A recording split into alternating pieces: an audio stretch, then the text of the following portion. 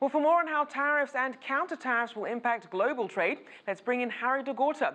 He's an economics professor at Cornell University. Thank you for joining us. Thank you. Now, we've already seen that IMF Chief Christine Lagarde warned that politicians must resolve trade disagreements without resorting to exceptional measures to avoid trade wars, which not only hurt global growth, but they're also unwinnable. How would we see global growth impacted? Well, the fact that other countries will retaliate will reduce trade and reduce economic growth because of the economic distortions resulting from import barriers and the lack of investment as a result of it. Now, outside of China and the US, which are the countries that are most exposed to the economic fallout? That's a good question. I can't really answer that one. Certainly, everybody, developing countries will be definitely hurt because it'll affect all product prices, including raw material prices and agricultural prices that really developing countries rely on substantially. Now, it's interesting because a lot of the countries that are involved in trade pacts like the new Trans-Pacific Partnership or the TPP-11, that's actually the third biggest trade zone in the world after the European Union and NAFTA. What sort of challenges or perhaps opportunities could these US-China trade tensions create there? Well, it would divert trade away from the United States, so it would help other countries exporting to China. So there would be some sort of knock-on effect for other competing exporters of the United States, where the United States would lose, and other exporters to China would gain. But on the other hand, the economic fallout of a U.S. economy not growing as fast as otherwise would hurt these other countries as well. Now, we're currently living in a world it's full of globalization. We're so interconnected by multinational businesses and supply chains.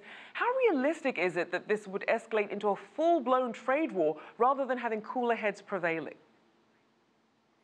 Well, the unique thing about, we've had trade import tariffs on steel and aluminum. We've had these trade disputes before. The difference this time around is the United States is acting like trade is a conflict rather than a beneficial process to manage, that they use national security as the reason for the interventions. This is sort of unprecedented and allows other countries to behave the same way.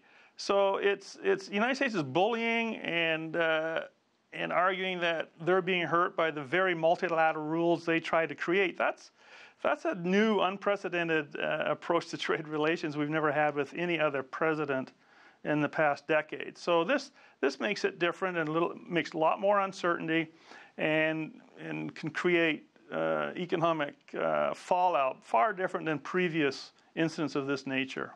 So being that this is new territory, by taking this route of using tariffs rather than dialogue as a way to resolve some of these trade disputes, can we expect more countries then to start perhaps taking this route, and what sort of impact might that have? Well, it's very difficult for small countries to get involved in a trade war because the United States can retaliate to them individually.